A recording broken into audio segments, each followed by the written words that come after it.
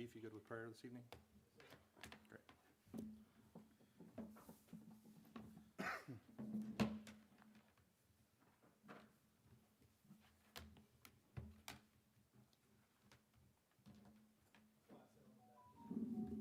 Gotcha.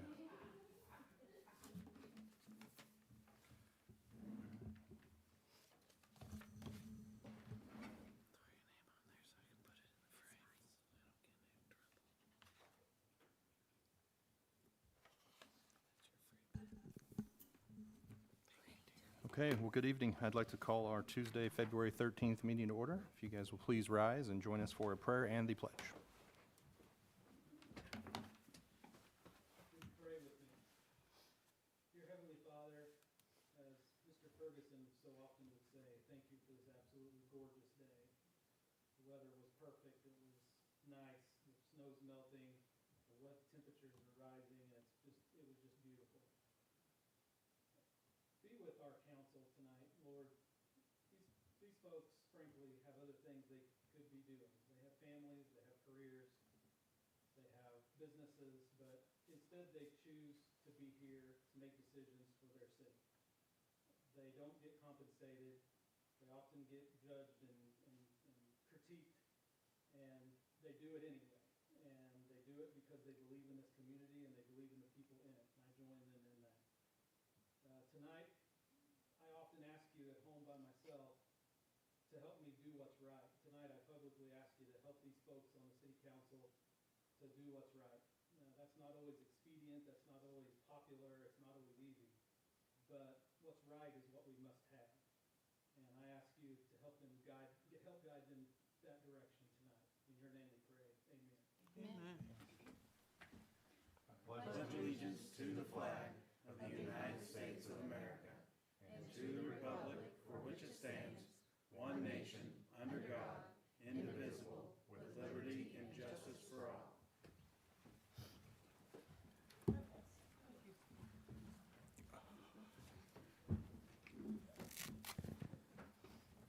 Roll call, please. Mayor Lewis. Here. Chairman Person Kennedy. Here. Councilwoman Uplinger. Here. Councilwoman Pettit. Here. Councilman Blake. Here. You have a quorum. Thank you very much. First up, we have public comment. We have two folks wishing to speak. One, I believe, is an agenda item. So, Christy, you can wait until your item comes up. And I can't make out this other name. I apologize. Is it Jean, maybe? Okay, great. So a citizen desiring to speak on an item not on the agenda may do so at this time. Each citizen is limited to take action or discuss items at this time. Discussion should be limited to matters of city business, and public comment is not permitted in regards to personnel matters or pending legal matters. Items introduced under public comment may become an agenda item at a later date. Welcome. Hi. I just want to address the truck route. Okay. You guys have proposed. I got a letter in the mail on business number here in town on the Carl Works Truck Wash out here on Sycamore Street. Okay. And you guys are saying that I'm excluded for having anybody come down there with over 26,000 pounds. I was wanting to know why. I mean, it's been a truck wash since early 70s. And this It's zone commercial. is over by the Armory? Mm-hmm. Okay. Yep. So, if we missed a street there, then, Well, I got a letter in the mail, and it didn't even say my name. It just said car wash and who it might concern. yeah, And that kind of hit me kind of wrong. sure. Yeah, if we missed a street that should have been included in the route, we'll certainly take a look at that and revise. That's part of my livelihood. Yeah, totally understand. And like I said, we'll take a look, and if we need to revise the ordinance, we certainly can. And do we have your contact info, or how can I get a hold of you just to let you know to follow up? She's easier to get hold of,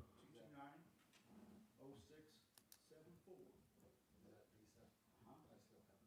Okay, he's got it, the mayor, City manager? Yep, great. Okay, well, we'll take a look at that and follow up with you either way. followers one way or the other, give me a letter or something, so I got it in black and white or something. No problem. Thanks. Yes, sir.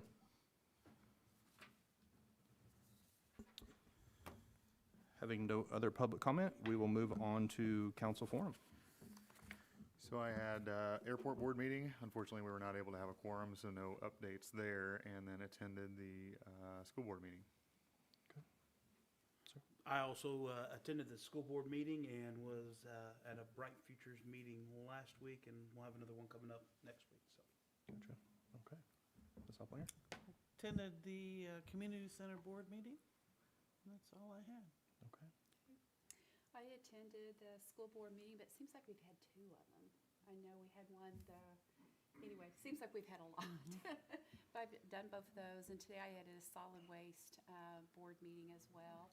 And I missed last month's park board meeting because it got moved, and I just got a mishap on my schedule. But we have one Thursday, so I'm looking forward to that. Great. Okay. Not much for me. I was out of town and did not attend planning and zoning. So with that, we'll move on to the consent agenda, which will be the regular session minutes from January 23rd and the appropriations, also the minutes from the school board meeting and the February appropriations. I'll make a motion that we accept the consent agenda. Second. We have a motion and a second. Please vote. Motion passed. Thank you. Old business first, resolution number 2024-1957, advertising policy for city facilities. Council, Holly and I went back and took a look at what you wanted as far as clarifying some things on the issue of forms. That was highlighted in there so that hopefully you saw that. Is there any questions or concerns? That was the only thing that you guys had us go back and take a look at. We added in violence. In violence. Yeah, and violence.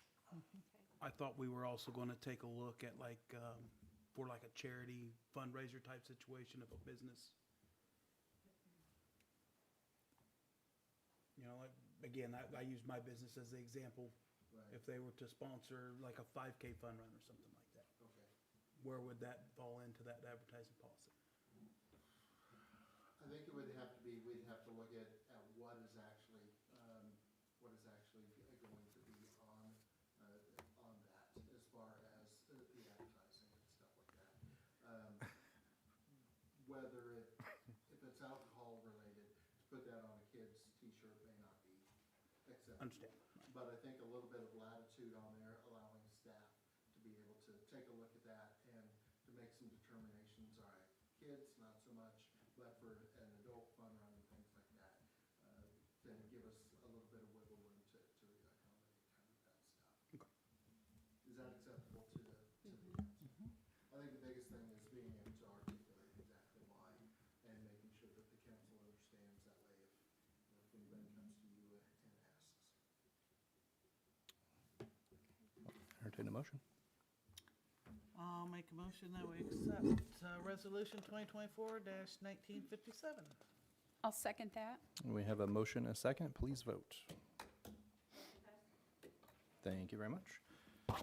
New business, 8.1, Ronald McDonald House Proclamation. So is Ashley French. Hey, thank you. Thank you for letting me present this today, and thank you for really acknowledging what Ronald McDonald House charities do. And also thank you for your service. I'm a mayor of Stratford, so I've been doing that for a while. It's nice to come here and see other cities in action, so thank you for what you do as well. But just a little bit about Ronald McDonald House, if I could. It's really that home away from home for families that really need us in that vulnerable time when their kiddos in the hospital or babies in the NICU. It's a free service. It is free food, it's a free coffee bar, it's love, it's kindness, it's pillows, it's care, it's rides to the hospital, it's all the things, and it's free. And your McDonald's here locally does an amazing job to raise funds for that. In Aurora, we've served close to 230 families, specifically since we've opened our doors with Ronald McDonald House Charities. So it's amazing how many families have been helped here, and we're just grateful to be a part of it and grateful that you would acknowledge this. So thank you for that. Yeah, thanks for including us. So I'll read this and then we'll give this to you. So this proclamation, whereas Springfield's 2 Ronald McDonald House programs have provided a home away from home and an invaluable source of hope and comfort for families seriously ill and injured children who must travel far from home for medical treatment. And whereas the 2 Ronald McDonald Houses located in Springfield, Missouri, allow their guests to maintain close contact with their seriously ill children by providing a secure and supportive environment at no required cost. And whereas the Ronald McDonald House near Cox South and the house at Mercy Kids have served the needs of 655 Lawrence County families, 228 of which reside from Aurora.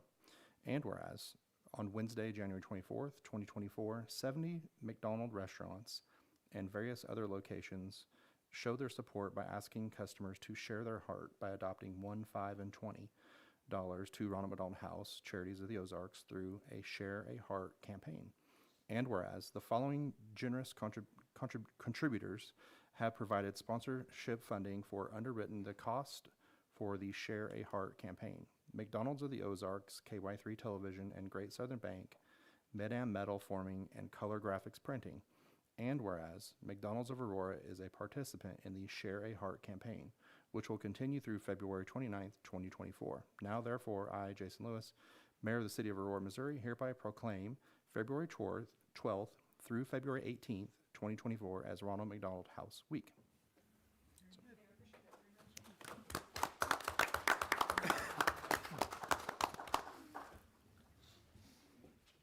Turn around here and we'll do a big photo op for you. Here comes the newspaper. Hang on. One more.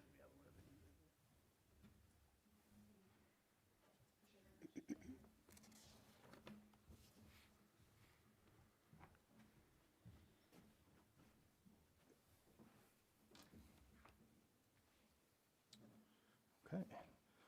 Moving on to 8.2, Oath of an Officer and Pinning.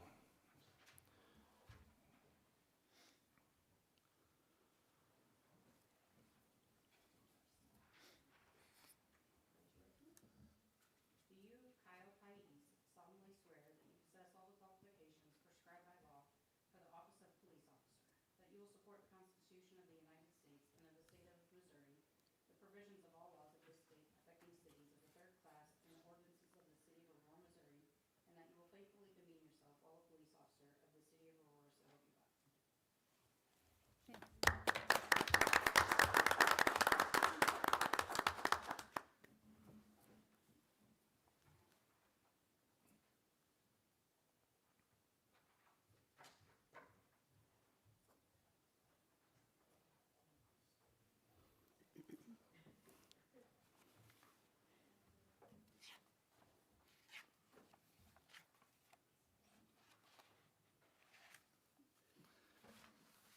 Guess it's bulletproof.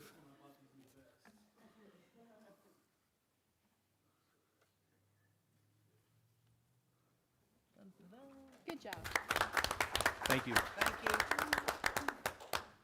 We rescued him from Las Vegas just before the Super Bowl, so. That's We're awesome. happy to have you. Thank you. Yes. Yeah, All right, that's thank great. you.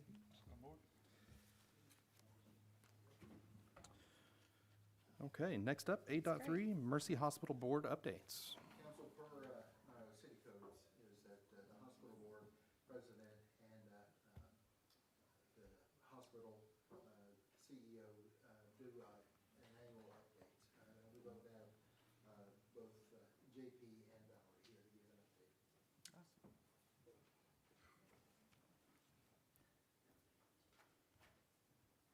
Hey, I think Val. I know most of you, but I'm Valerie Davis. I've been the administrator here in Aurora almost 4 years. So I started kind of right at the start of the pandemic in that role, but I've been at Mercy 18 years and have been in Aurora most of that time.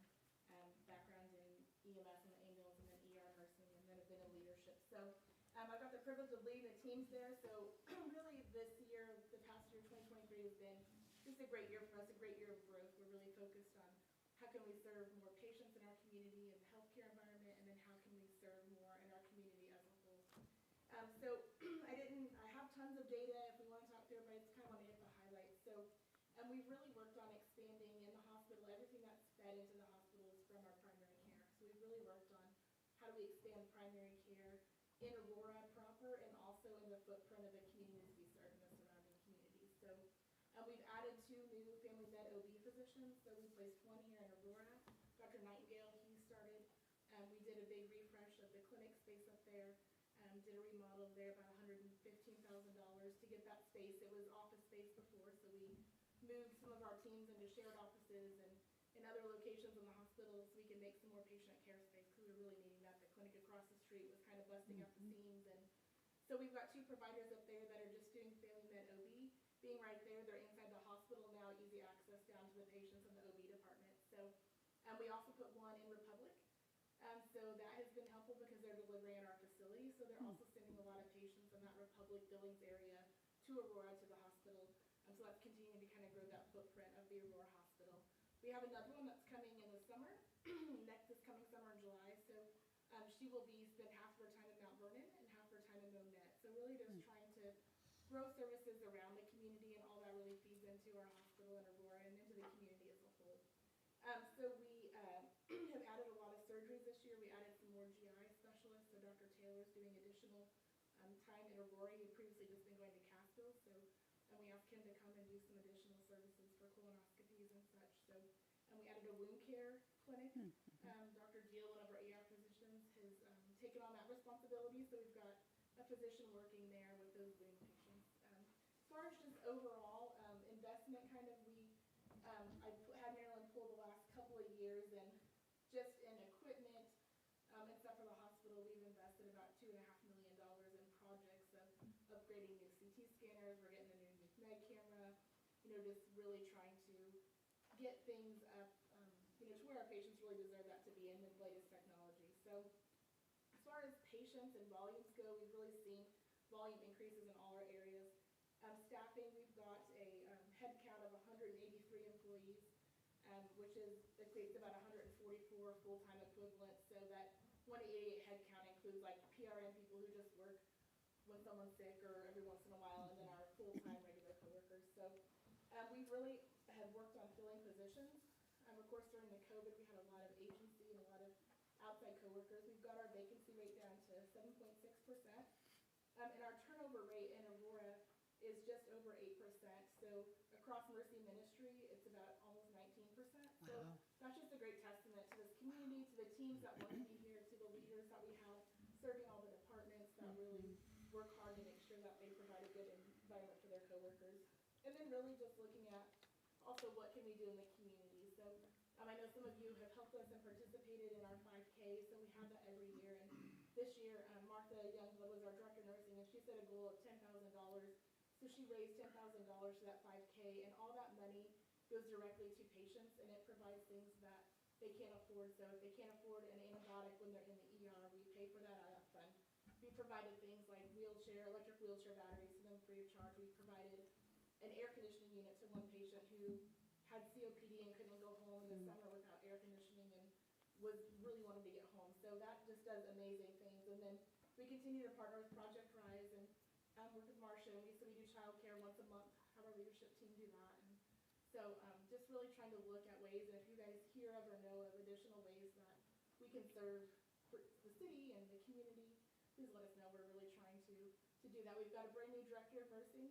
Adine Smith is her name. Martha is off traveling as a travel nurse. Her and I worked together for about 15 years, so I was sad to see her go, but can't say if I was in Industrial at 43, and my husband was a nurse, and I wouldn't want to travel the world as well. So she said she'll eventually come home to us, but I know Adine is going to be getting out and about in the community some more and really trying to meet people. So I just kind of wanted to give a brief highlight and overview. I don't know if you guys have any specific questions or anything for me. You hit the couple that I was going to ask. I do not.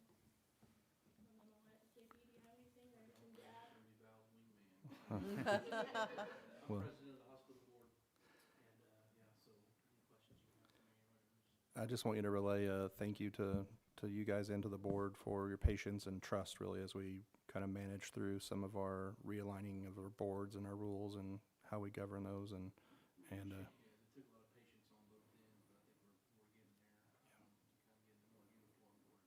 So. And just also a huge thank you. To Wes and his team of officers. We've had several very difficult situations, and Wes has been there, not only his team, but in person to help us as well. And so we really appreciate the support that you guys in the police department have given us to make sure that our patients are safe and our coworkers are safe. And couldn't ask for a better team on that end to work with. So I'm very thankful for that and that support. That's great. Well, thank you. We're happy to have you. All right, thanks, guys. Thank you.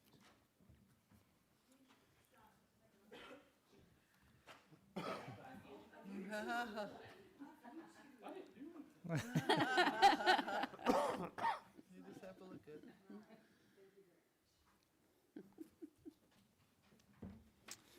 Next up, 8.4, discussion regarding the Recreation Center and updates.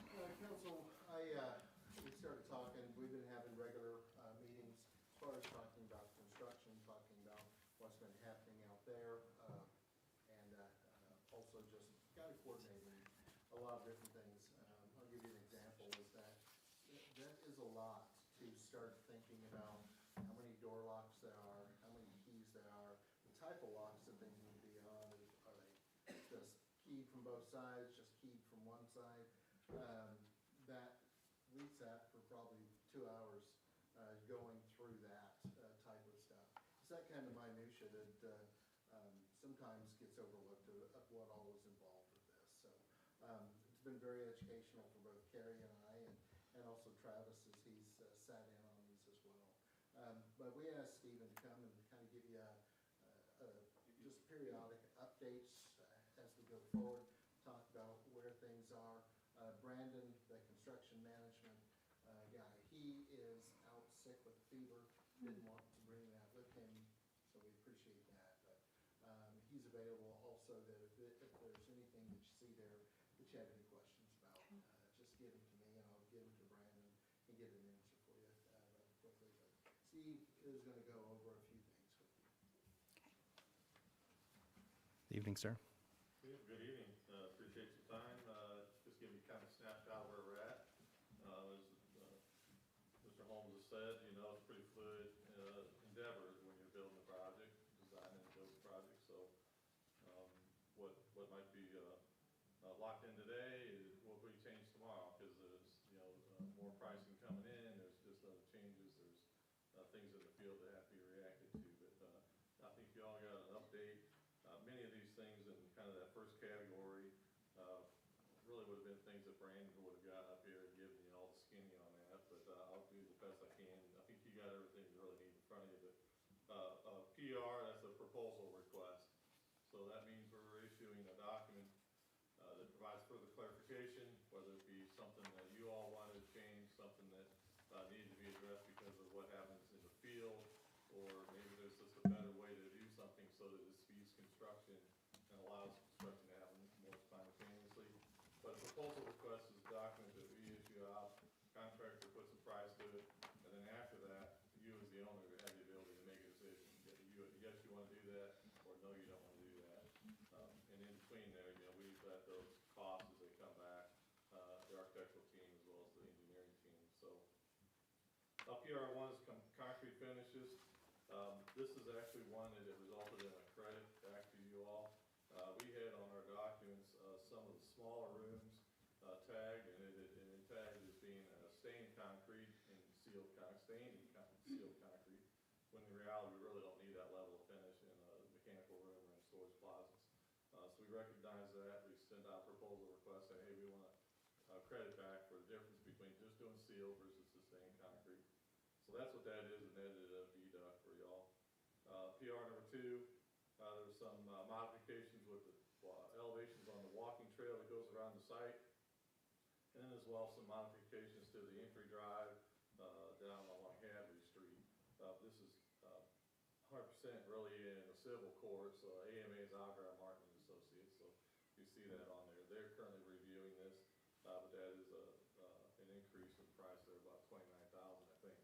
But what they're doing right now is reviewing that, making sure that's consistent with what the changes are, and then they'll report back again to the team, and John and his group will be able to either consult with you all and say, yeah, we want to do that work, or no, we don't want to do it. But Hey, that's in the works. Stephen, quick question on that, just for clarification. So on PRO2, so do you know who initiated that request? I believe that started with Algar Martin. Okay. I was just curious how that, Yeah, we were not the originator of that request, so. gotcha. The bleacher block, that's a hardened product that goes underneath the sports board in the gym. It allows you to put maybe heavy items on that, 4, 5, 6 rows of bleachers. And when we started to look at the expansion of the gym and really trying to define where do we want to accommodate bleachers potentially for you all in the future, and to try to dial that in, because as I said, if you get over, let's say 3 rows of bleachers, some additional covering on that floor would be recommended.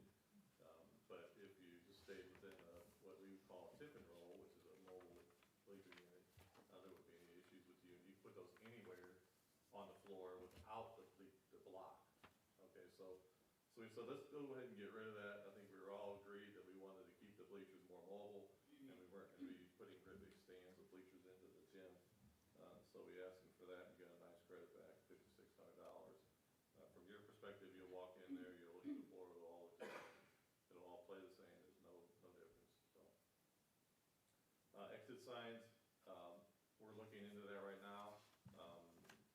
We wanted to get a price for what you would call maybe an edge lit sign. But currently in the plan, we've got a sign similar to what you have above the door over there. But we wanted to look at another model of that. So we'll get pricing for it, and we'll see where that lands, and you all can make a decision. Number 5, grading and stormwater adjustments. While we're developing the documents for the second gym, we wanted to make sure that the future gym could go in with really minimum disruption to connecting roof drains and stormwater into the piping that's going in now. So we wanted to add a T into that line so that you're not actually excavating and trying to get into the line itself. That T will already be there. You simply make the connection. And then in addition to that, some grading around the back side of that, where the second gym will eventually tie into the existing gym, just based on where we are putting the door location. So those are good investments. We see that, being a little bit of extra dollars today, but it's going to save interruptions later, and it'll save that cost, because these costs would do nothing but grow if you had to do that when you actually do implement the second gym. So $2,386. Door hardware, as Mr. Holmes was saying, we went through door hardware. There were a few changes on some doors, so we issued that out. And there was some other miscellaneous things with some casework. So that's out currently getting priced. Exterior outlets, we wanted to add 2 exterior convenience outlets on the existing gym area. So we're getting pricing for those 2 elements. PR8, some grading. Again, this is for the second gym. This is actually on the other one. I apologize, was for in the front, and it addressed the sidewalk that we currently have in the plan, and some grading. This one's for some minor grading on the backside. Number ASI. So an ASI is an architectural supplemental instruction, and you'll see maybe SIs, which is structural instruction. MEP does them as well. Well, what we're saying in these is we would issue this document when either that work, there's really no way we could do without having that work done, or we anticipate that there's no cost involved in it. Okay, so that's the key right there. So the first one is ASI 1, that's gym floor finish, we called it. It was really just a matter of, we were tweaking where the striping was for the flooring in the existing gym. So we got it in the right spot. There's no cost for that. So footing modification, that's ASI number 2. Again, running the calculations on the second gym after we got it all designed structural, said we're putting the footing in over by the reception desk of the current facility. And when we want to take out all of the structure between the gym that we're building now and the future gym, that has an effect on the footing over by the reception gym, believe it or not. And they dropped their poor footings. And we really wanted to make sure we could have a free span when you're done, a double gym with no interferences. So we gave them a green light on that, and that footing was an extra $5,100.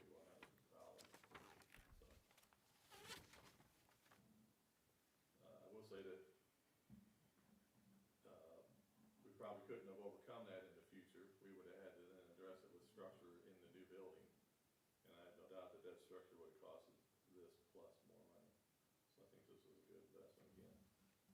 Elevator shaft, ASI number 3. In the specs, we put a model in there, and then we list alternate models. We want to make sure it's open so we get the best competitive price.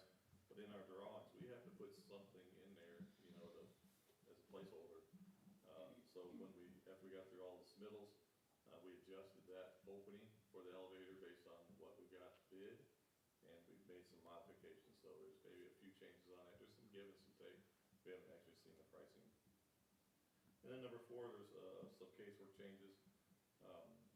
When we were looking through the sync submittal, they brought some concerns up with, well, they didn't bring them up, we brought them up because we didn't really, it wasn't working out like it should have been. So we found a way to get what we want in the project, what you all are gonna be happy with in the project. And in the long run, we were able to admit some casework as well. So this should be actually a deduct for you all. So that's the kind of changes in play, and we'll total them up here in the next category. Contingencies and allowances. In the project that you got under contract with Ranco, there's 2 contingencies in there, each of them $217,396. On owner contingencies, we kind of split it. You have a contingency, and the contractor has one. So your contingency so far has been $615 spent out of that. So you got $216,781. And the CMR's contingency, there was $21,000 spent out of that one. And one of the big items on that was them getting a bond on the material supplier for the steel. It wasn't a requirement that they get a bond on it. That's something that they brought up. Talked to the owner about that and said, we really think we need to get a bond on that for performance. So that was part of that was that cost. And then the other one was a brake metal detail.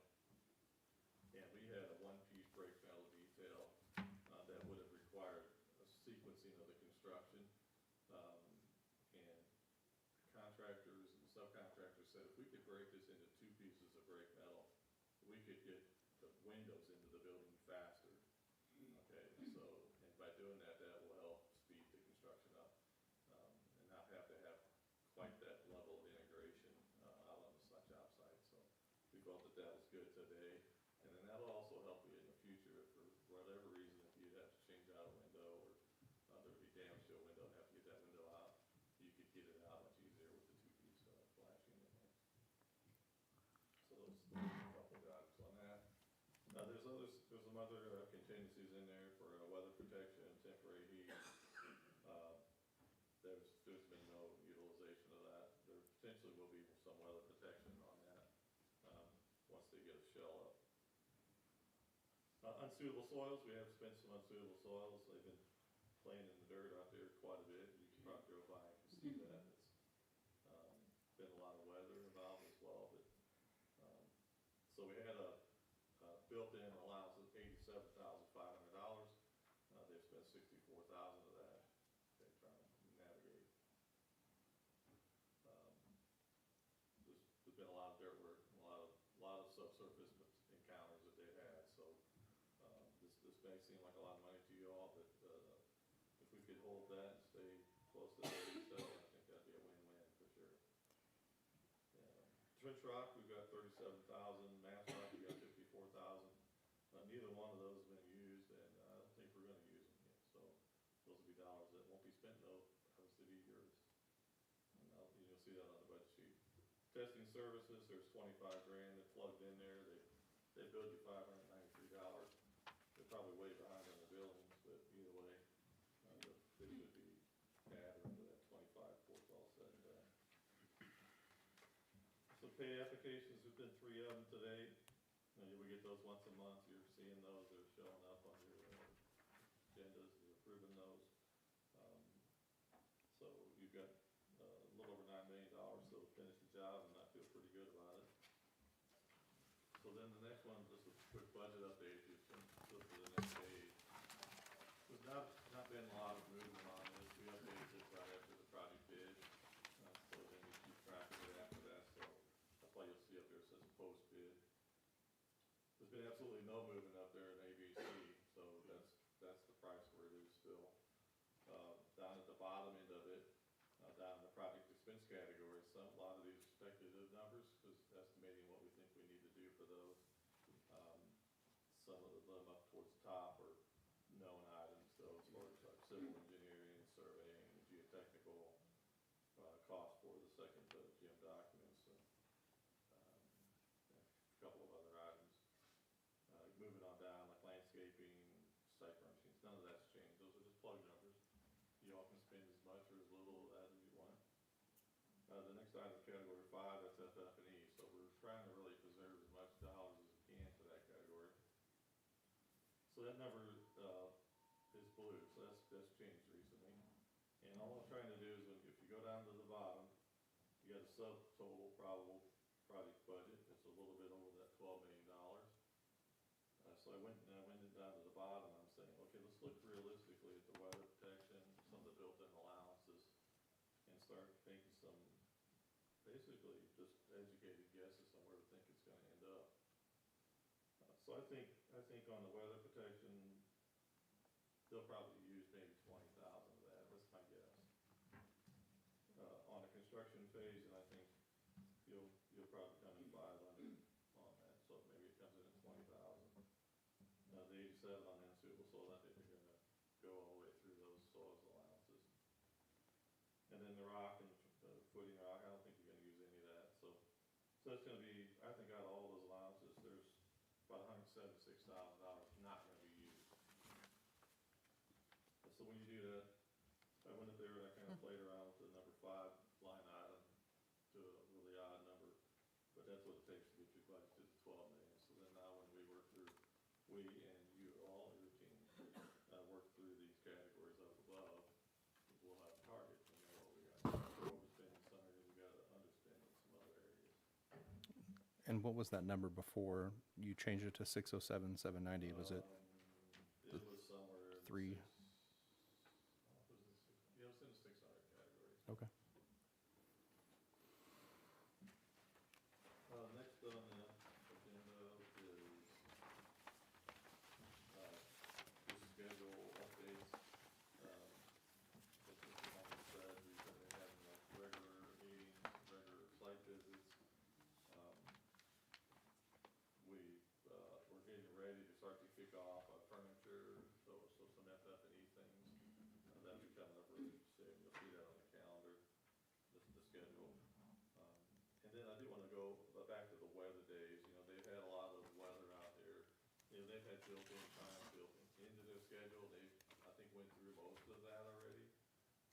But the date that you see on here that I've got posted is like December the 15th. Well, December 1st. So let's just flip to the schedule. So the last page, probably if we just, you know, we got our construction moving along there. It was slated for around the end of the year. I'm projecting December the 1st, we start our punch list. So, you know, I consulted with Brandon and the folks at Branco when I put this together. I'm not going to show up here and tell you this without having some reassurance from them. They're the ones building it. So December 1st, I want to be doing a punch list on this project. And they're in agreement with that, even with the usage of the weather days so far. A substantial completion, I'm going to say it's going to be 2 weeks later. So at that point, we're going to say this building is it's usable for you all to move into that building. Probably not ready for you to open the doors up, but you can get in there. We start putting furniture in. We start making sure all the cabling is full, getting all that in. So that's a couple weeks after we've reviewed it. December 20th, owner, you can start moving furniture in. That's going to be what we're going to be targeting. So we'll start moving furniture and equipment in. That punch list is going to take, that punch list is still going to be being fixed. So punch list is when you walk through the building and if that piece of rubber molding there had a buckle in it or the joint wasn't proper, that would show up on what we call a punch list. If maybe that light fixture wasn't working, that would be on a punch list. So that's what when I say a punch list. So it's just an accounting of all the things that we walk through and we know and say that's not the way it should be for a new building. So they'll be working on that punch list through the 4th of January, so that the duration of December 1 to January 4th. My history with Branco is they get in there and they do it pretty quick. The list isn't really very long when we start, which is the idea. And then start moving in January the 5th. We don't want to get in their way while they're doing too much moving in, but we can put systems in, we can start some of that stuff coordinated effort while they're still trying to finish up the small things. Then have FF&E finished by January 19th. So on the 19th, it pretty much ready. And then I allowed for some staff training, and then projecting right now, maybe a February one, being able to open the doors up. And if you can see on the FF&E line item, we need to get this ball rolling. We're actually probably a couple of weeks ahead of that green line there, so we can start getting that done, get through the design, get it out the bid, and have plenty of time on the back end. So the green bar doesn't go all the way out there to the install line either, but I like to build some cushion into that, so we get to talk to the people that are actually providing the stuff, so.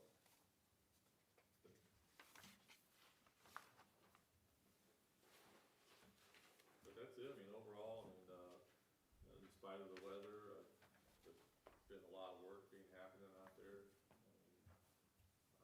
I've seen projects where it looks like it's got bad weather, and there's anybody on the job site. So that's, not what we're seeing here, so, good.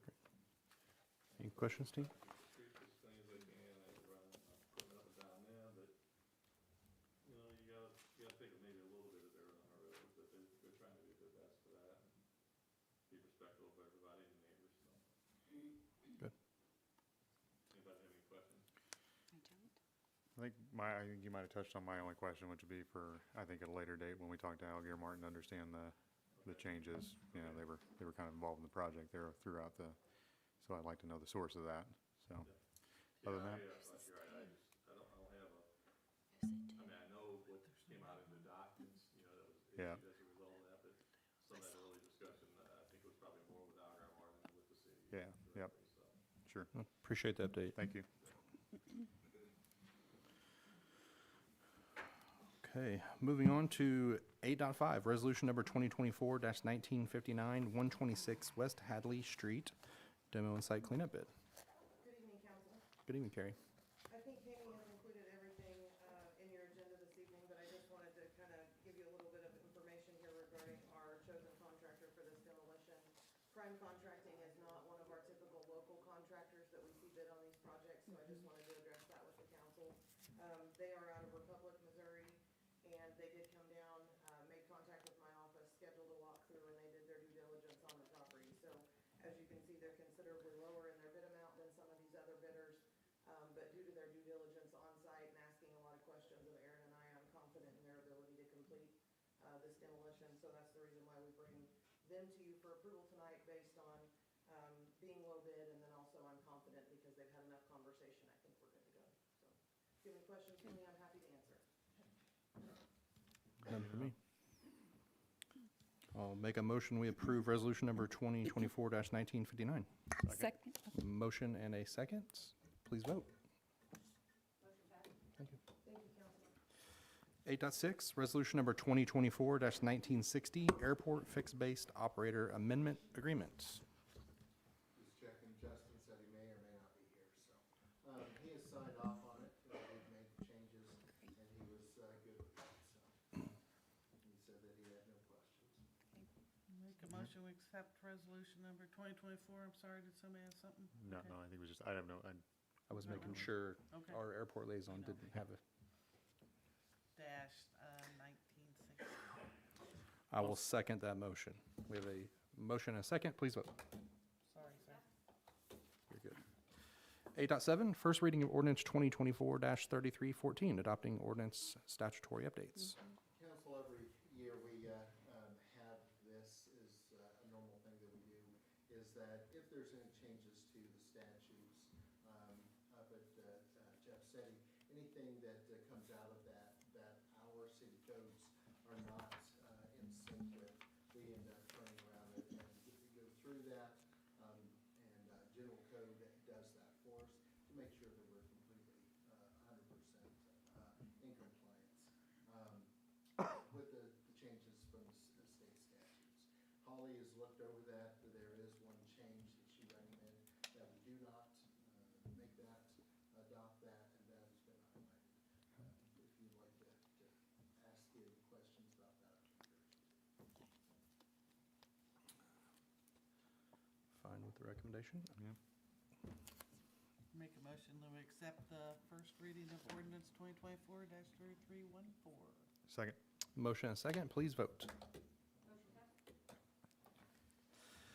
8.8, second reading of ordinance 2024-3314.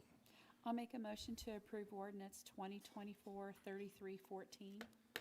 Second. Motion and a second, please vote. Motion passed. Thank you. Moving on to 8.9, first reading of ordinance 2024-3315, airport infrastructure grant agreement. Council, this is I believe, the last and final step. As you remember, the bids came in quite a bit higher for the hangar project, which, by the way, is completed. Power is out there and has been connected. But this is the last piece from that. You may remember that MoDOT had to do some adjusting of their finances to make this, for us to accommodate the higher than expected bids that came in on that. This is the last piece of that as far as the grants that were available to us to be able to get that over the finish line. So we definitely need this because we've made the payments and stuff MoDOT has held my hand through all of this to get this over the finish line. So this, I believe, is the last step. Okay. Any questions? No questions. All right. Make a motion that we accept the second reading of ordinance 2024-33. First reading. First reading, I'm sorry. You're all right. Second. We have a motion and a second, please vote. Motion passed. Sorry. Next up, second reading of ordinance 2024-3315. I will make a motion that we approve the second reading ordinance 2024-3315. I'll second. Motion and a second, please vote. Motion passed. Thank you. 8.11, first reading of ordinance 2024-3316, lot split. Council, this request came to the Planning and Zoning Commission at the meeting held on February 6th by formal application from Janice Marquier. She's the property owner at 1410 and 1414 South Elliott here in town. So this is for a lot split to split one parcel into two parcels. So formal survey has been submitted by the applicant reflecting the two lots. Both lots are larger than the minimum lot size required in our city code. Did I need to pause? No. Okay. I just realized I made a mistake, but keep going. Okay. So, although everything submitted in this request does meet our city code, there was a zoning concern that came up, and so you have a zoning map or a picture of our zoning map in your agenda tonight that clarifies that. Due to that arterial zoning around along Elliott Avenue, it was a question as to whether this would be a C2 or an R1 property. So I just wanted to clarify by showing you that this lot split will actually be split off back here on the park side far enough that after the separation, it will be R1 single-family residential. So there'll be no threat or concern of a commercial development on the park side of this after this lot split is approved, should you approve it this evening. So with that being the case, planning and zoning, as I said, this was presented at their meeting on February 6th. We did hold a public hearing with no negative response by property owners. Property owners within 185 feet were notified prior to that public hearing. Staff recommendation is approval, and I have no concerns. So if you have any questions for me, I'm happy to answer. I don't have any. Nope. I'll make a motion to approve ordinance 2024-3316. Second. We have a motion and a second, please vote.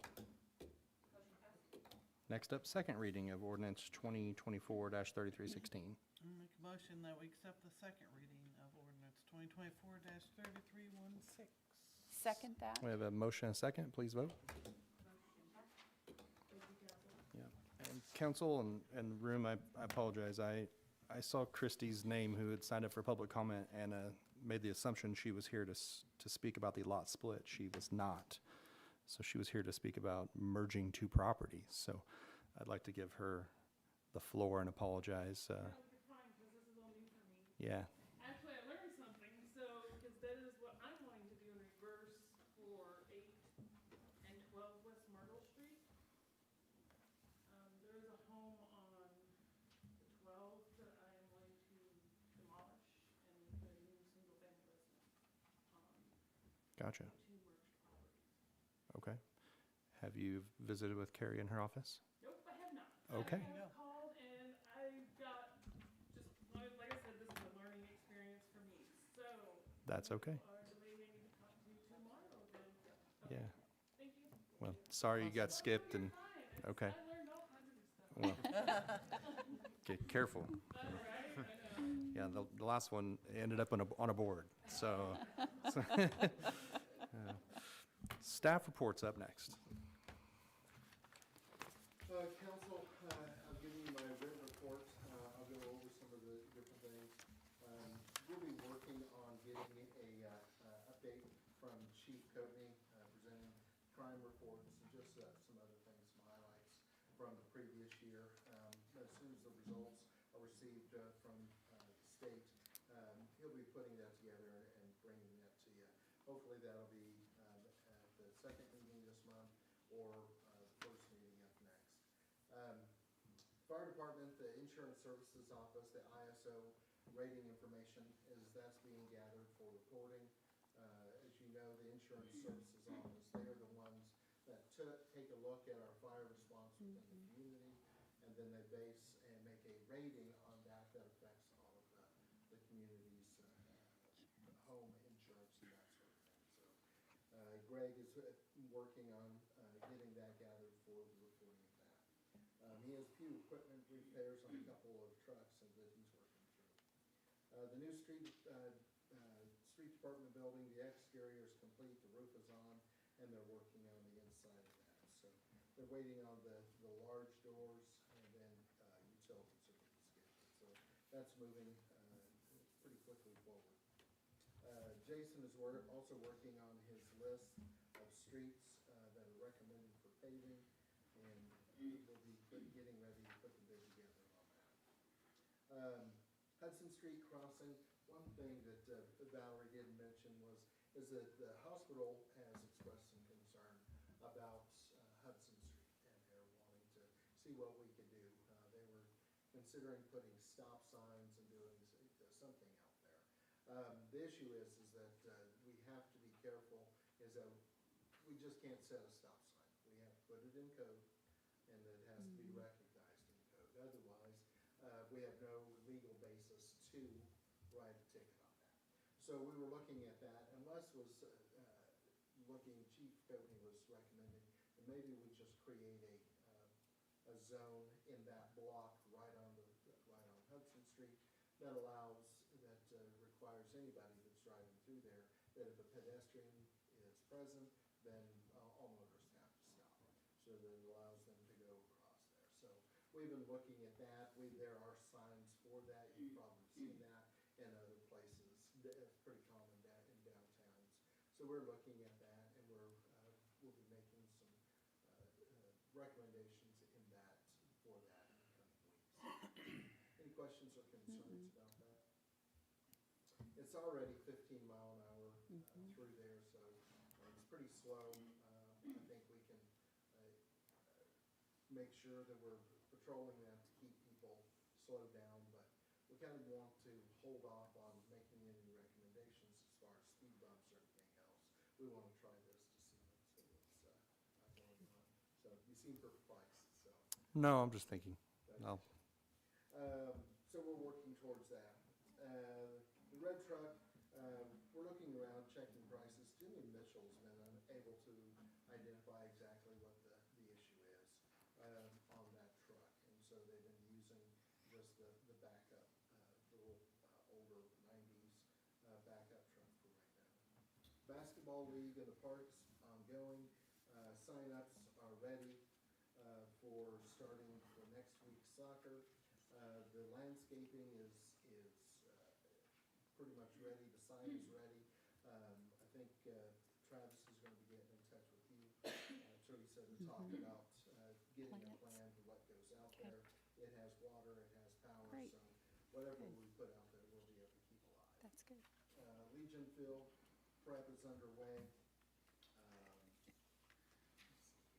A couple things is the recreation enterprise software. We've had 2 demonstrations done on that. We're checking with other recreation centers around the area. One of them, Republic, has had both of the vendors, and they recently changed from Civics Plus over to Rec desk. RecDesk. Yep. And so we've reached out to them, and we're going to have